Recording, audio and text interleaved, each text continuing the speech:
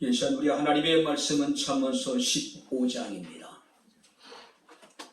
16절부터 20절 말씀까지 제가 봉독을 해드리도록 하겠습니다. 잠언서 15장 16절부터 20절 말씀까지 봉독을 해드리도록 하겠습니다. 가산이 적어도 여호와를 경외하는 것이 크게 부하고 번뇌하는 것보다 나으니라. 채소를 먹으며 서로 사랑하는 것이 살찐 소를 먹으며 서로 미워하는 것보다 나으니라. 분을 쉽게 내는 자는 다툼을 일으켜도 노하기를 더디하는 자는 시비를 그치게 하느니라. 게으른 자의 길은 가시 울타리 같으나 정직한 자의 길은 대로니라. 지혜로운 아들은 아비를 즐겁게 하여도 미련한 자는 어미를 없인 여기느니라. 아멘. 주신 아버지 하나님의 은혜와 사랑을 진심으로 감사합니다. 마음을 모으고 뜻을 모으고 정성을 모아 우리가 주를 예배케 하시고 이 시간 주의 말씀을 청종할 수 있는 은혜를 베풀어 주심을 감사를 드립니다. 말씀이 선포될 때에 우리의 마음의 문을 열어주시고 길을 열어 주옵소서. 이 아침에 성령이 교회들에게 하시는 주의 음성에 귀를 기울이고 주의 음성에 아버지 우리가 심중 깊은 곳으로부터 아멘으로 화답하여 기차 은혜 받는 복된 시간 되게 하옵소서. 예수님 이름으로 기도하옵나이다. 아멘. 할렐루야. 아멘. 자, 우리 옆에 있는 분들과 하나님 우리와 함께 하십니다. 인사하겠습니다. 하나님 우리와 함께 하십니다. 할렐루야. 아멘. 1948년 이스라엘이 다시 건국되기까지 유대인들은 1900년 동안 전 세계에 떠돌아다니며 유리 방황하는 삶을 살게 됩니다. 2000년에 가까운 시간 동안에 그들이 흩어져 있음에도 불구하고 그들은 유대인으로서의 정체성을 잃지 않았고 결국은 그들의 어떤 소망대로 그들의 기대대로 바람대로 그들은 다시 이스라엘을 건국하게 되는 모습을 우리가 보게 됩니다.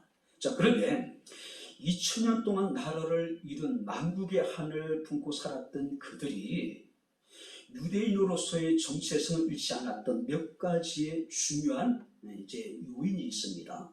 첫 번째가 뭐냐면은 이 유대인들은 비록 흩어져 살았음에도 불구하고 늘 작은 자루에다가 이 팔레스타인의 흙, 그러니까 가나안 땅에 있는 흙을 한 줌씩 가지고 살아갔다는 거예요.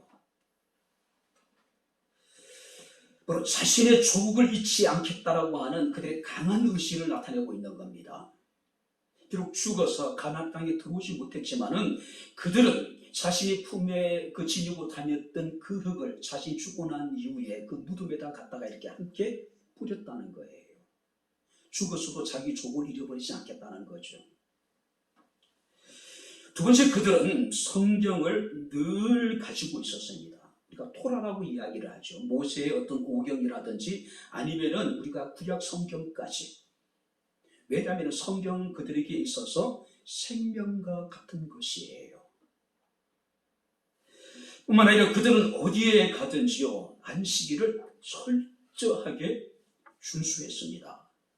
비록 1900년 동안 나라를 이룬 만국의 한을 품고 살아가는 민족이었음에도 불구하고 그들은 고통스러운 삶 속에서도 안식일만큼은 생명처럼 지켜나갔다는 거죠.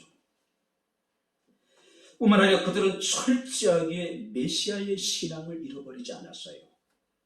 지금은 우리가 나라가 망하고 흩어져 있지만은 언젠가는 우리를 구원하실 메시아가 오셔서 이스라엘을 다시 회복해 줄 것이라고 하는 믿음.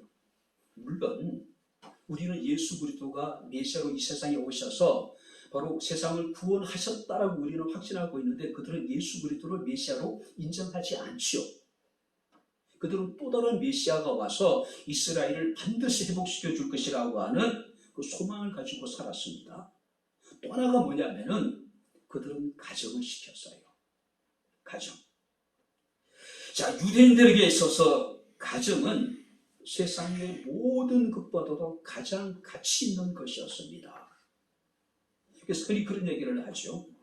가족 중에 누군가가 출타를 할 경우에 남아있는 가족들은 늘 식탁에다가 떠난 그 가족들이 어떤 그 숟가락이나 포크라든지 수저를 올려놓고 마치 함께 있는 것처럼, 특별히 여러분들이 그들은 매월 우리가 월삭일이라고 얘기해요. 첫째 날은 가급적이면 모든 가족들이 모여서 함께 하나님을 찬양하고 하나님께 예배드리고 함께 식사를 하고 가족 공동체로서의 주제를 그들은 나눴다는 이야기예요. 그래서 혹자는 이러기를, 유대인들은 비록 1900년 동안 집은 없었지만은 가정은 있었다라고 이야기를 하고 있어요. 전 세계 유리 방황했기 때문에 그들은 안정된 보금자리를 얻을 수는 없었지만은 그들에게는 정말로 사랑하는 뭐가 있었다고요? 가정이 있었다는 거죠. 그만큼 유대인들에게 있어서 가정은 중요한 것이었습니다. 그렇기 때문에 그들은 자신의 신앙을 지킬 수 있었고 또 자신의 가정도 지킬 수 있었고 자신의 국가도 지키고 나중에는 국도 회복할 수가 있었다는 힘이 여기에 나왔다는 거죠. 자, 5월에 가정의 달이라고 이야기를 합니다. 유대인들은 집은 없어도 가정만큼은 소중하게 여겼어요. 그런데 오늘날 우리들은 어떻습니까? 가정은 없더라도 집은 반드시 있어야 되잖아요. 요즘에 한국인들의 최고 가치가 뭡니까? 집이에요. 젊은 청년들이 지금 최고의 여러분들이 가치가 뭡니까? 연끌을 해서 어떻게 해서든 집을 사야 된다는 거죠. 그러나 집보다 더 중요한 게 뭡니까? 가정이라는 거죠. 가족이라는 거예요. 자, 정말로 소중한 것이 무엇인지를 잊고 살아가는 이 시대에 우리는 가정의 또 가족의 소중함을 다시 한번 인식하는 그런 시간이 되어줬으면 좋겠다는 바람을 가져봅니다. 자, 올해 가정은 달이라고 이야기합니다. 우리 인생 속에서 우리는 많은 위기를 만나게 됩니다.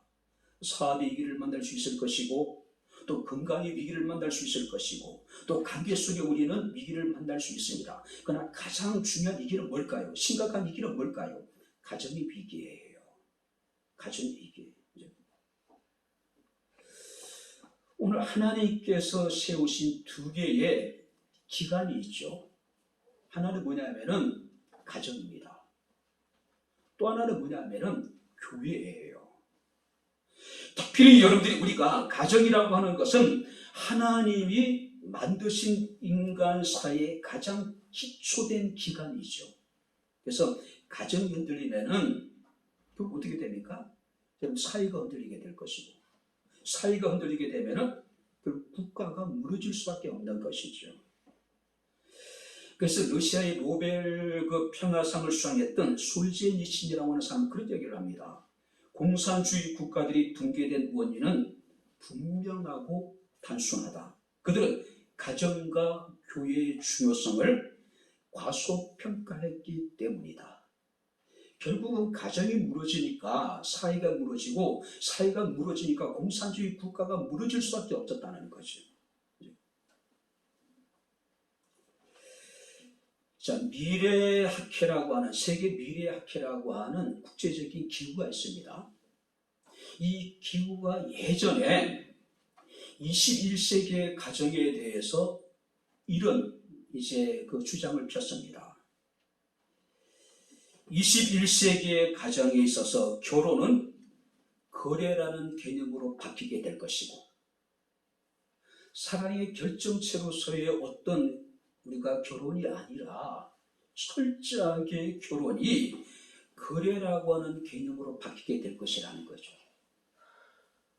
뿐만 아니라 이혼이 가정 파탄이 아니라 잘못된 선택을 바로잡는 긍정적인 현상으로 사람들에게 받아들여지게 될 것이다. 21세기에. 세 번째가 뭐냐면은 새로운 가족의 형태가 등장하게 될 것이다. 새로운 가족의 형태라고 하는 것은 계약 결혼, 뿐만 아니라 동거 결혼, 그리고 미혼 여성의 입양아 가정,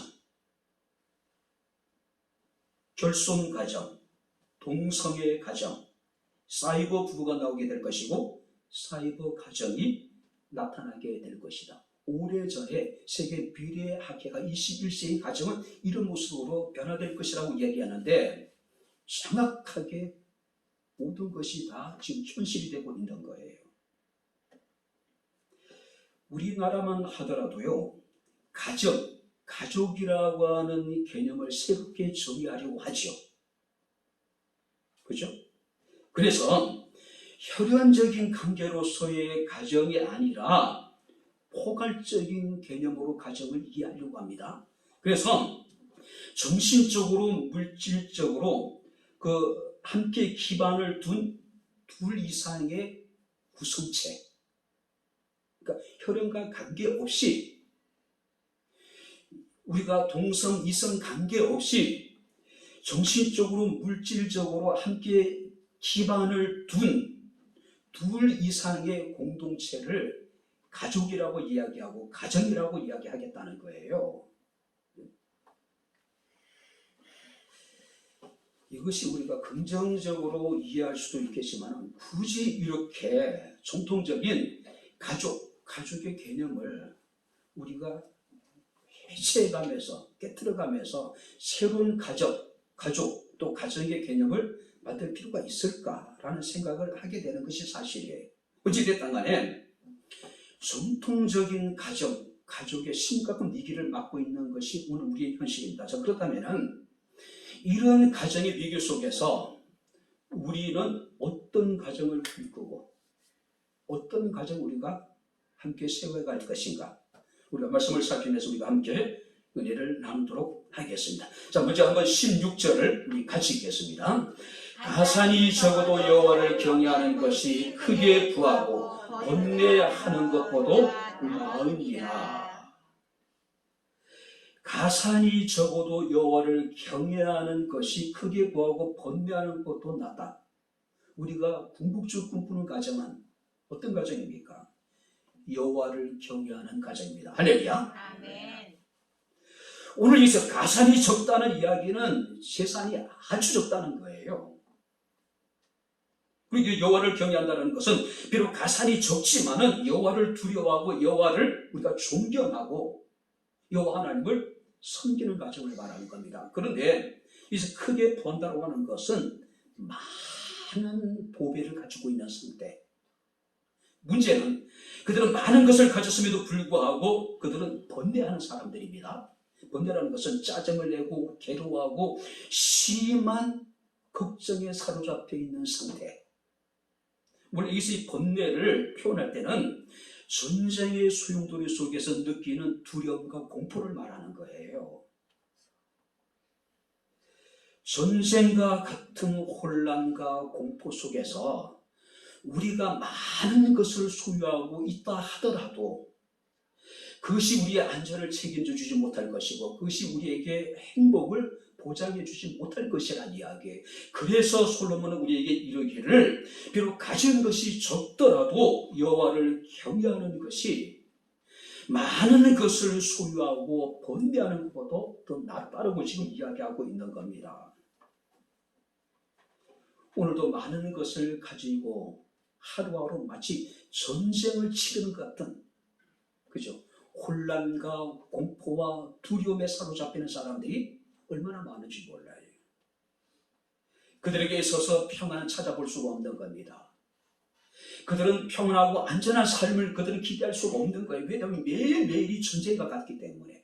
그죠? 자, 솔로몬 우리에게 이르기를요, 비록 매우 적은 재산을 가지고 있더라도 여호와를 경외하는 것이 많은 보배를 가지고 번뇌하는 것보다 훨씬 낫다, 더 좋다라고 이야기를 하고 있어요. 여러분들의 생각은 어떻습니까? 내가 비록 가진 것이 적더라도 여호와를 내가 섬기고 경외하고 예배하는 것이 많은 것을 가지고 번뇌하는 것보다 난 그것이 더 좋습니다.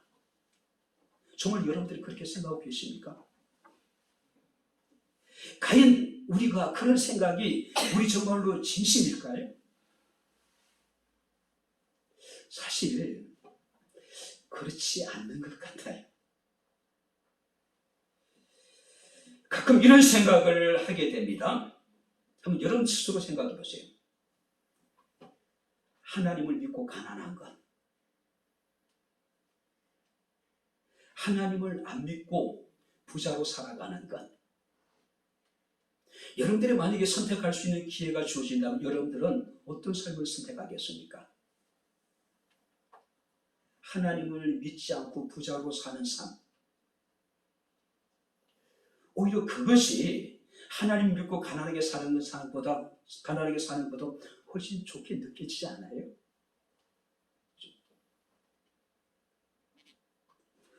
물론 가장 좋은 것은 어떤 겁니까? 하나님도 믿고 잘 사는 거겠죠. 그죠? 현실적으로 우리가 부자로 산다고 하는 것은 가난하게 사는 것에 비해서 확실하게 유리한 점이 많지요. 왜냐하면 사람들에게 있어서 돈은 뭡니까? 가능성이에요. 가능성. 사람들은 모든 물건을 그 가치를 돈으로 만들어 놨기 때문에 사람들은 돈만 있으면은 모든 것을 다 살 수 있고 모든 것을 다 할 수 있다라고 우리가 생각을 하고 있는 거예요. 그래서 요즘 사회는 어떻습니까? 사람의 가치도 연봉으로 결정하는 거예요. 연봉으로 결정하는 겁니다. 그래서 많은 사람들은 내가 많은 것을 소유하면은 내 삶이 분명히 행복해질 수 있을 것이라고 생각을 합니다. 근데 실제적으로 많은 것을 가진 사람이 정말 행복할까?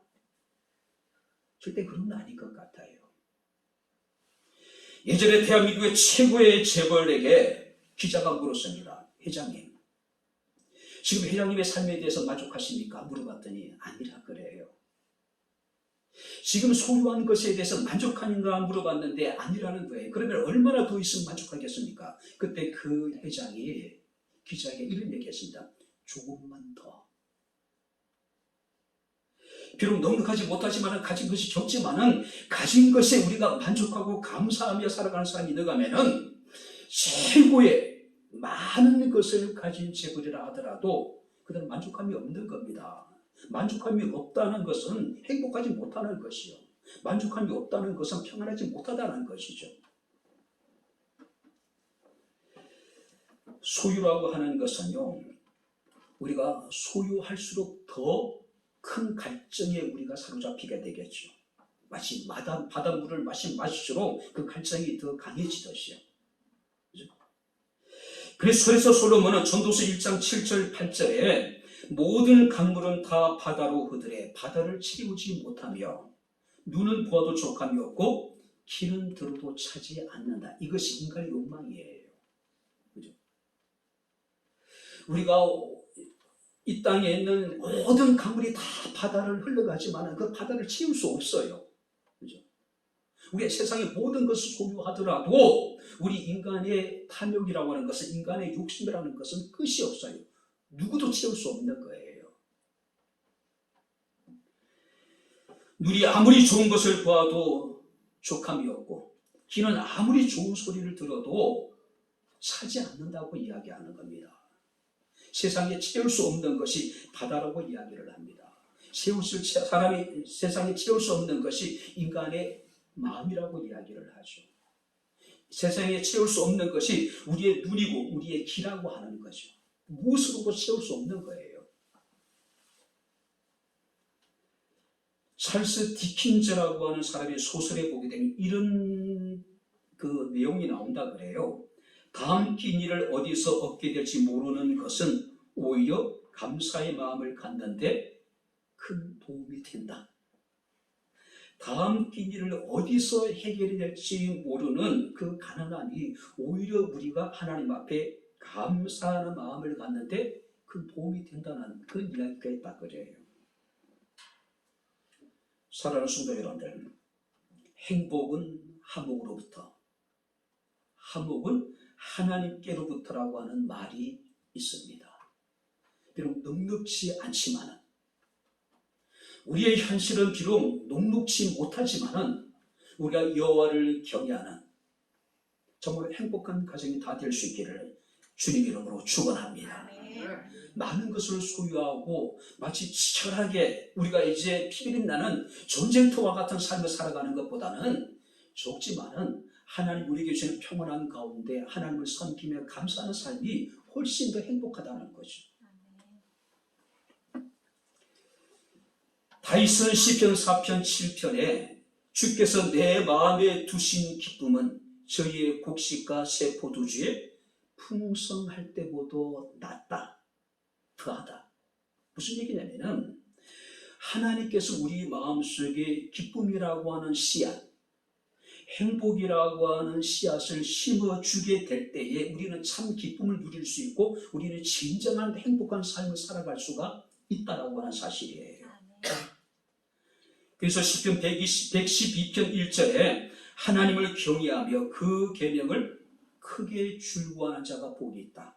하나님을 경외하고 그 계명을 크게 줄구하는 자가 복이 있다 말합니다. 뿐만 아니라 잠언서 20장 4절에 모든 겸손과 여호와를 경외함의 보상은 재물과 영생과 생명이니라. 그러니까 여호와를 경외하는 사람들에게 주어지는 보상이 있는데 재물이고 영생이고 생명이라는 거죠. 그래서 하나님께서는 이사야서 11장 3절 말씀을 통해서 여호와를 경외함으로 즐거움을 삼는다. 여호와를 경외하는 것이 우리의 삶의 기쁨이고 여호와를 경외하는 것이 우리의 삶의 즐거움이고 여호와를 경외하는 것이 우리의 삶의 진정한 행복이라는 거죠.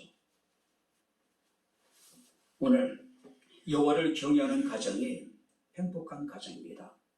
우리의 가정이 이런 가정이 될 수 있기를 주님 이름으로 축원합니다. 두 번째 말씀을 보시기 바랍니다. 17절을 읽겠습니다. 채소를 먹으며 서로 사랑하는 것이 살찐 소를 먹으며 서로 미워하는 것보다 나으니라. 채소를 먹으며 서로 사랑하는 것이 살찐 소를 먹으며 서로 미워하는 것보다 낫다. 자, 원문을 직역하면 이렇습니다. 채소의 식사와 거기에 있는 사랑이 살찐 소와 그곳에 있는 미움보다 더 좋다.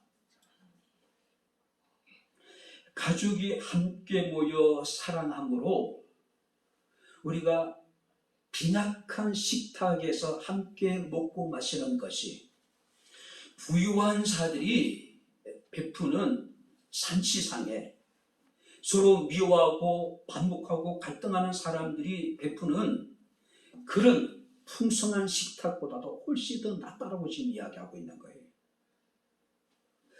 잠언서 17장 1절에 보게 되면 마른 떡 한 조각만 있고도 화목하는 것이 제육이, 그러니까 다양한 고기가 집에 가득하고도 다투는 것보다 낫다고 이야기합니다.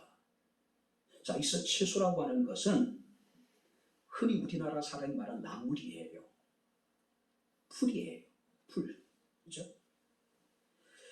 그러니까 여기서 채소라고 하는 것은 여행자가 먼 길을 떠나기 전에 준비하는 가장 기본적인 빈약한 양식. 자, 먼 길을 떠난 사람이 얼마나 좋은 음식을 준비하고 얼마나 맛있는 걸 준비해서 떠나겠습니까? 그렇지 못하잖아요. 가장 기본적인 것만을 가지고 출발하잖아요. 자, 반면에 여기서 살찐 소라고 하는 것은 큰 잔치 때나 먹을 수 있는 최고의 식사. 우리가 부자와 나사로의 비유를 보게 되면 부자는 날마다 호화로이 연락했다.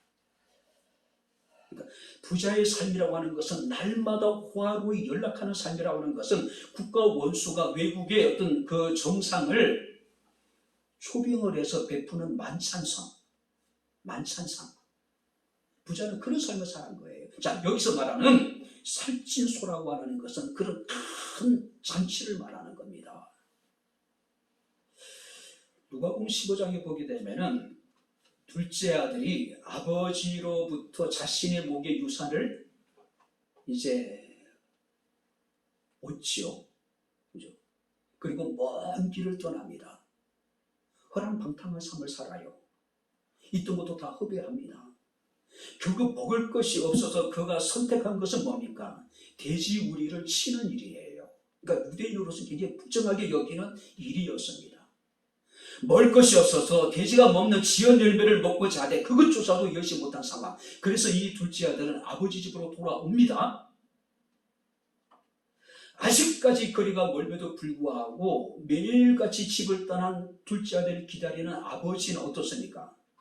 멀리 있는 그 둘째 아들의 모습을 보고 바로 알아보죠. 그리고 달려가서 목을 안고 입을 맞추고 그 아들을 반갑게 맞잖아요. 아버지가 그런 얘기를 합니다. 이 아들은 죽었다가 다시 살아났고 내가 잃어버렸다가 다시 얻게 된 아들이라고 이야기를 합니다. 그래서 종들에게 잔치를 벌이라고 이야기를 하죠. 성경을 보니까 이렇습니다. 살찐 송아지를 끌어다가 잡으라. 우리가 먹고 마시자. 죽었다가 살아난 아들, 잃어버렸다가 다시 찾은 아들로 인해서 그 집은 엄청난 큰 잔치가 벌어지게 되죠. 자, 여기서 살찐 소라고 하는 건 그런 잔치를 말하는 거예요. 그런데 성경 우리에게 이야기합니다. 채소를 먹으며 빈약한 우리가 한 끼에 우리가 음식을 먹으면서도 서로 사랑하는 것이 살찐 소를 먹으며 서로 미워하는 것보다 낫다라고 이야기합니다. 무슨 얘기일까요? 행복은 소유에 많고 적음에 있는 것이 아니라는 거죠. 진정한 행복은 어디에 있다는 얘기입니까? 사랑함에 있다는 거예요. 가족에게 있다는, 가정에 있다는 이야기예요. 에릭 프롬이라고 하는 사람의 사랑의 기술, 또 이런 책에 보게 되면은 그는 사랑을 세 가지로 이야기를 합니다. 첫 번째가 뭐냐면은 사랑은 서로가 책임져 주는 것. 두 번째는 사랑은 서로에게 아낌없이 주는 것. 세 번째는 사랑은 위로하고 덮어주는 것이라고 정의를 합니다. 여러분들에게 물어보겠습니다. 정말로 나를 끝까지 지켜줄 수 있는 곳, 서로 아낌없이 자신에 있는 모든 것을 줄 수 있는 곳, 서로가 위로해주고 어떤 허물도 덮어줄 수 있는 곳, 여러분들이 그곳이 있다면 어디일까요? 그런 사람들이 있다면 누구일까요? 가정입니다. 가족입니다. 할렐루야. 그래서 오늘 솔로몬 우리에게 이르기를 채소를 먹으며 서로 사랑하는 것이 살찐 소를 먹으며 서로 미워하는 것보다 낫다라고 이야기를 하고 있습니다. 가족끼리는 어떻습니까? 서로에 대해서 책임을 지잖아요. 특별히 부모님들은 자식에 대해서 끝까지 책임을 지잖아요. 아낌없이 자신의 모든 것을 줄 수 있는 분들이 우리 부모님들이잖아요. 어떤 허물이라도 덮어줄 수 있는 분들이 우리 부모님들이잖아요. 그런 여러 부모님 우리 가정에 계시단 말이에요. 그런 가정이 행복한 가정이죠. 그런 가정이 복 있는 가정이겠죠. 창세기 9장에 보게 되면 홍수 심판 이후에 노아가 다시 농사를 지어요. 주된 농사 가운데 하나가 뭡니까? 포도 농사예요. 아마 포도 농사 굉장히 잘 됐던 것 같습니다. 왜냐하면 온 세상이 홍수로 완전히 물에 잠겨 있다가 이제 물이 빠지고 난 다음에 농사를 지으시 얼마나 잘 됐겠어요. 굉장히 비옥했던 것 같아요. 근데 포도 농사를 짓고 노아가 포도주를 담았습니다. 그리고 포도주를 마셨어요. 굉장히 많이 마신 것 같습니다. 몸에 열이 나요. 그래서 노아가 열기를 이기지 못하고 완전히 자신의 옷을 다 벌거벗어버려요. 그리고 자신의 장막에서 잠이 들어버린 겁니다. 자, 완전히 벌거벗고 잠든 아버지를 제일 먼저 본 사람이 셋째 아들이었던 함이라고 하는 자식이었어요. 함은 아버지의 부끄러운 치부를 보고 밖으로 나와서 형제들에게 이럽니다. 야, 지금 아버지가 장막에서 홀딱 벗고 지금 잠들어 있어. 가봐. 그러나 셈과 야벳이라고 하는 두 아들은 어떻습니까? 자신의 겉옷을 걸치고 어깨에 두르고 뒷걸음질 쳐요. 그리고 아버지에게 가서 아버지의 부끄러운 부분을 가려줍니다. 보지 않아요. 노아가 잠이 깨서 그 사실을 알게 됩니다. 노아가 자신의 치부를 가리지 않고 부끄러움을 형제들에게 전한 함에 대해서 저주를 합니다. 함은 저주를 받을 것이다. 형제들의 종이 될 것이라고 이야기를 하고 있는 거예요. 진정한 가정은 어떤 곳입니까? 허물이 있어도, 부끄러운 부분이 있어도 여러분들이 가려주는 것, 그죠? 덮어주는 것. 우리에게 말씀을 하고 있습니다. 비록 우리가 경제적으로 넉넉하지 못해서 채소를 먹을 수밖에 없지만, 그런 가난한 삶이지만 그래도 서로 사랑하는 것이 살찐 소를 먹으며 서로 미워하는 것보다 훨씬 낫다.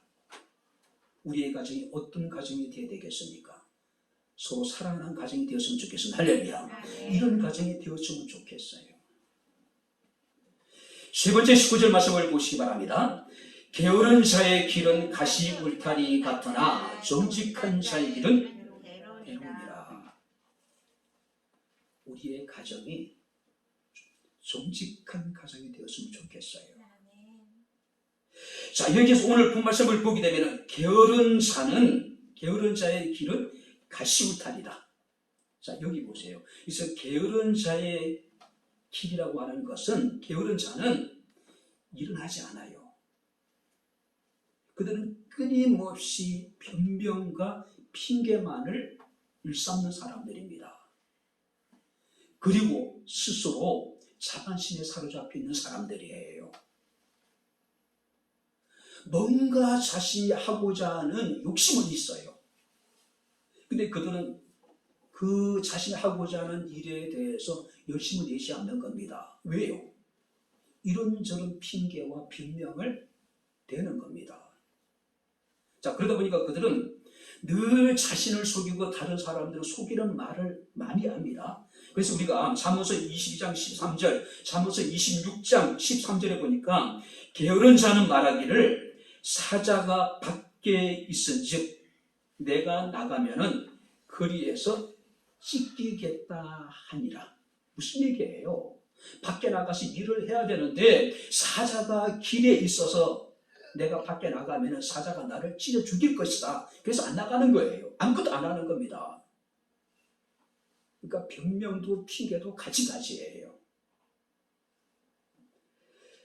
특별히 우리가 성경 말씀을 보게 되면은 게으른 자의 길은 가시울타리다. 한마디로 그들은 어떤 사람들이냐면은 사소한 장애라든지 사소한 어려움에 대해서 그들은 지나치게 두려워하는 겁니다. 그래서 모든 것을 회피하고 변명하는 데 급급한 사람들이에요. 그들은 아직 일어나지도 않는 일에 대해서 지레 겁을 먹고 몸을 살리는 사람들이에요.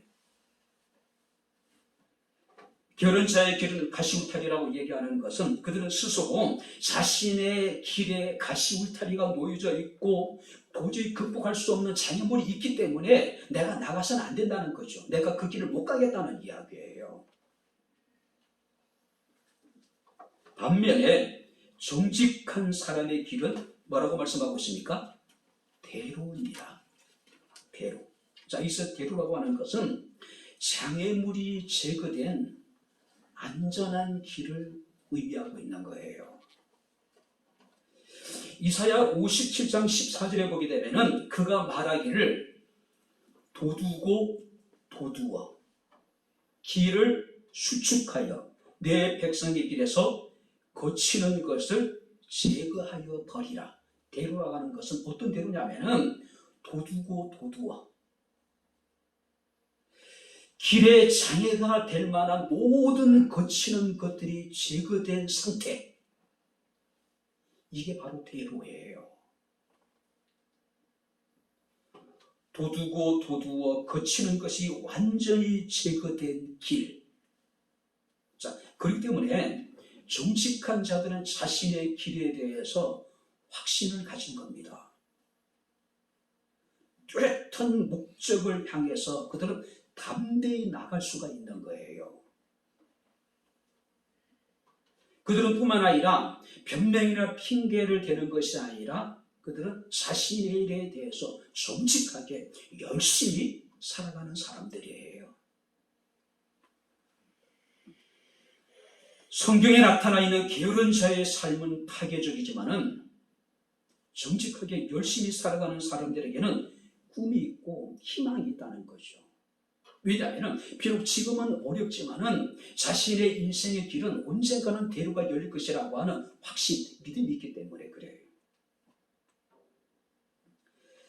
예레미야 29장 11절에 하나님께서는 예레미야를 통해서 말씀하십니다. 너희를 향한 나의 생각을 내가 아나니 평안이요 재앙이 아니니라. 한번 따라해 보시기 바랍니다. 너희에게 미래와 희망을 주는 것이니라.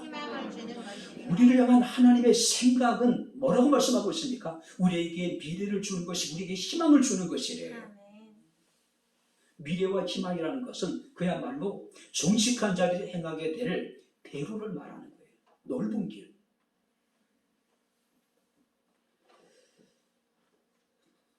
그랬으면 좋겠습니다. 정말로 행복한 가정은 어떤 가정일까요? 정말로 열심히 정직하게 자신의 맡겨진 일에 대해서 정말로 우리가 성실하게 최선을 다하는 사람들. 그죠? 가장으로서 이미 장성한 사람들이 자신의 일을 소홀히 하고, 그죠? 늘 변명과 핑계에만 여러분들이 급급한다면 그런 가정 행복할 수 있을까요? 비록 가난하고 때로는 시련이 있어도 하나님께서 우리에게 주는 미래와 희망을 바라보는 사람들, 그리고 서로 위로하고 서로 격려하고 정직하게 열심히 일하고 열심히 살아가는 사람들, 그런 사람들이 행복하고 그런 가정이 정말 행복한 가정이죠. 하나님 앞에서 게으르지 아니하고 정말로 정직한 사람들, 정말 정직하게 열심히 일하는 사람들, 바로 우리 백현국에 살아가는 모든 성도들의 삶, 우리 가정들이 될 수 있기를 주님 이름으로 축원합니다. 자, 마지막으로 이제 네 번째 20절 다 같이 읽겠습니다.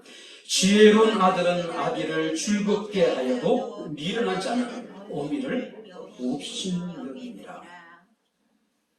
부모를 공경하고 부모님의 마음을 기쁘게 하고 즐겁게 하는 가정. 부모님들은 이미 자신의 삶 전부를 자식들에게 희생하신 분들이잖아요. 연세가 들고 할 수 있는 일이 없을 때 그 부모의 낙은 뭡니까? 자식들을 바라보는 것이잖아요. 그 자식들의 삶들을 바라보면서 부모들은 삶의 낙을 느끼잖아요. 기쁨을 느끼잖아요. 그래서 행복해 하잖아요. 지혜로운 아들은 아비를 즐겁게 할지라도 미련한 자는 어미를 업신여긴다. 가진 것이 없어도 부모를 기쁘게 하는 자식이 있다면 정말 그 가정이 행복한 가정이죠. 그렇지 않습니까? 아무리 우리가 많은 것을 소유했다 하더라도 자식들이 부모를 업신여기고 부모의 가슴에 못을 박는다면 그 가정이 행복할 수 있을까요? 도저히 행복할 수 없을 것 같아요. 자, 여기서 지혜로운 아들이라는 것은 부모의 가르침을 받아서 자발적으로 순종하고 부모님을 공경하는 자들. 에베소서 6장 1절 2절의 사도 바울은 에베소의 성도들에게 자식이 부모에게 순종하고 부모를 공경하는 것은 옳은 일이고 그 자식이 잘 되는 길이라고 이야기를 하고 있습니다. 반면에 여기서 미련한 자는 어미를 업신여긴대요. 자, 여기서 미련한 자라고 하는 것은 부모 앞에 부주의하고, 그러니까 부모가 편한 건 좋지만은 부주의한다는 건 뭡니까? 무례하게 행하는 거예요.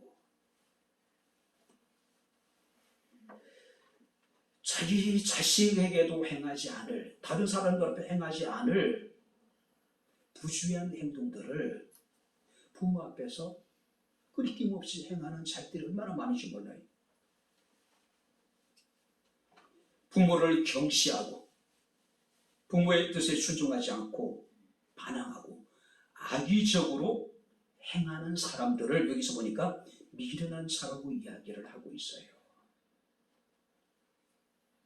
문제는 뭡니까?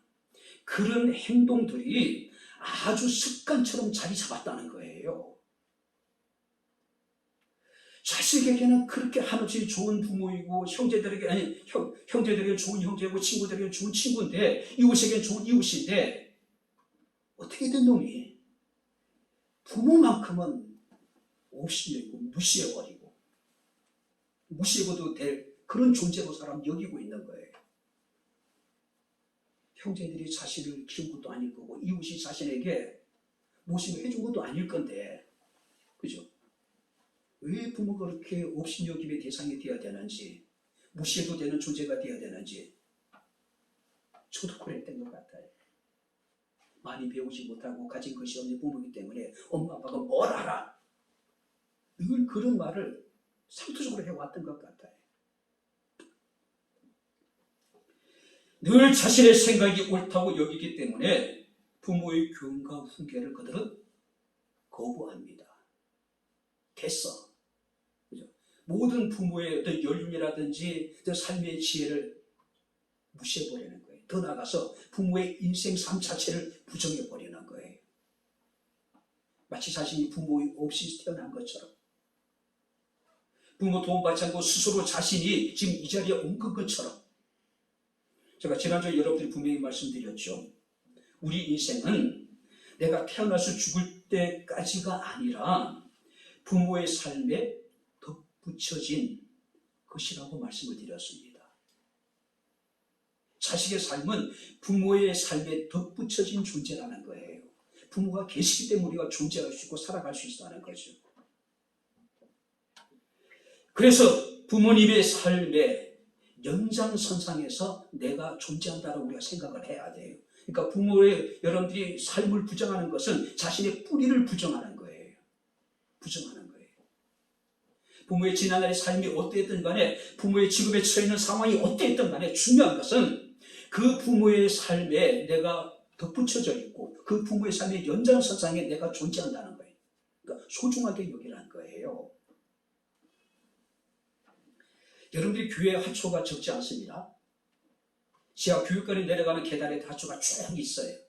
수도가에 들고 집에도 적지 않은 화초가 있습니다. 겉으로 보기에 화려한 꽃을 피우고 겉으로 보기에 참 싱싱해 보이는데 뿌리가 썩게 되면 어떻습니까? 얼마 지나지 않았어요. 죽어요. 뿌리가 썩은 상태 속에서 아무리 좋은 영양제를 갖다가 줘도 꽃은 나무는 죽어요.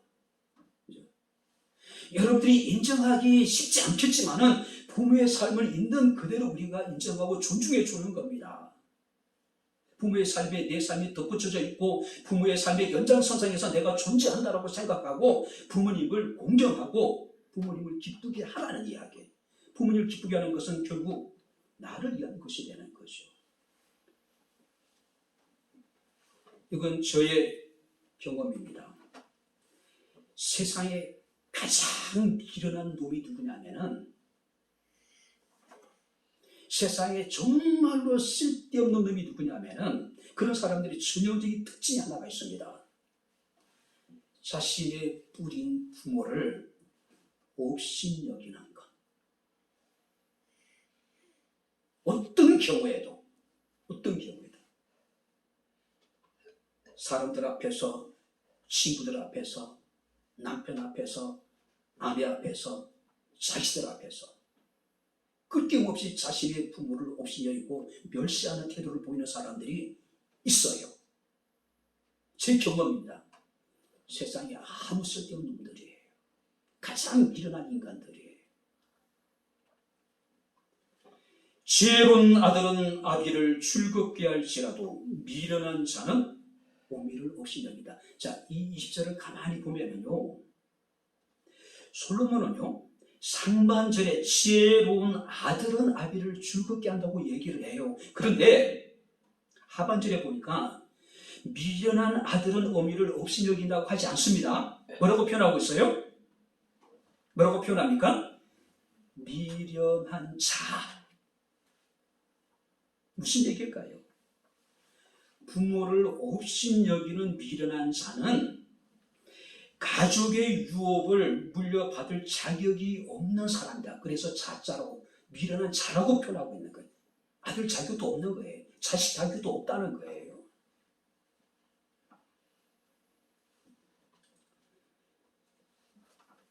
부모님들은 평생을 우리를 위해서 헌신하신 분이죠. 배 아파서 나를 낳으시고 당신들의 삶을 온전히 불살라서 자식을 위해서 모든 것을 다 주신 분들이죠. 모든 걸 다 주고도 늘 미안한 마음을 가진 것이 부모의 마음인 것 같아요. 충분히 했는데 미안하다. 부모 잘못 만나서 그랬다. 근데 자식은 어떻습니까? 정말로 제가 겪어보니까 티끌 같은 거 해놓고도 마치 자신이 모든 것을 다 해준 것처럼. 이게 자식이고 이게 부모의 모습이에요. 이제라도 우리가 나이가 많으신 우리 부모님을 기쁘게 할 수 있는 그런 삶이 되었으면 좋겠어요. 할렐루야. 그런 가정이 행복한 가정이에요. 부모는 골방에서 돌아누워 앉아가지고 고통스러워하고 힘들어하고 그 지성을 내쉬면서 인생의 마지막을 외롭게 보내고 고통하게 보내고 있는데 자기 가족끼리 자기 자식들과 희남닥거리고 좋은 곳에 다니고 맛있는 거 먹고 과연 행복한 가정일까요? 아니죠. 이제 말씀을 마치도록 하겠습니다. 어떤 가정이 되어야 할까요? 오늘 성경 우리에게 말씀을 하고 있습니다. 하나님을 경외하는 것이 즐거움이 되는 가정. 비록 소유하는 것은 적지만은 서로 화목하고 사랑하는 가정. 하나님과 사람 앞에 정직하고 자신의 일에 최선을 다해서 열심히 일하며 살아가는 가정. 부모님을 공경하고 부모님을 기쁘게 하는 가정. 이런 가정은 항상 마음이 즐겁고 우리가 15절 말씀 보니까 항상 잔치하는 집과 같은 그런 가정이 아닐까요? 심령의 천국이 있습니다. 가정의 천국이 있습니다. 사회의 천국이 있어요. 우리가 마지막 날 우리가 들어가게 될 영원한 하나님 나라 천국도 있습니다. 이 땅에 살아가는 동안에 심령의 천국이 이루어지고 할렐루야. 여러분들이 그 천국의 기쁨을 마음껏 누릴 수 있는 행복한 가정이 될 수 있기를 주 이름으로 축원합니다. 기도하겠습니다. 하나님 아버지, 하나님의 은혜와 사랑을 진심으로 감사를 드립니다. 오늘도 주의 사랑하는 성도들이 주님 앞에 나와 우리가 어떤 가정이 되어야 할지 주의 말씀을 통해서 우리 자신을 돌아보며 우리의 가정을 다시 한번 돌아볼 수 있는 은혜를 베풀어 주신 아버지 하나님이여 감사합니다. 바라건대 이런 가정이 되게 하옵소서. 하나님을 경외하는 것이 즐거움이 되는 가정, 서로 화목하고 사랑하게 하시고 하나님과 사람 앞에 정직하며 열심히 자신의 일에 최선을 다하는 가정, 부모님을 공경하고 부모님을 기쁘게 하는 가정, 항상 마음이 즐겁고 잔치하는 것 같은 행복한 가정 되게 하옵소서. 예수님 이름으로 기도하옵나이다. 아멘. 이제는 우리 주 예수 그리스도의 은혜와 하나님의 크신 사랑과 성령님의 교통 조전의 제 충만 역사 인도하시니 주님 앞에 나와 마음을 모으고 뜻을 모으고 정성을 모아 신령과 진정으로 주를 예배한 주의 사랑하는 모든 성도들 머리 위에 저들의 가정과 직장과 사업장과 이 교회와 이 나라 이 민족 위에 지금부터 영원토록 함께 있을지어다. 아멘.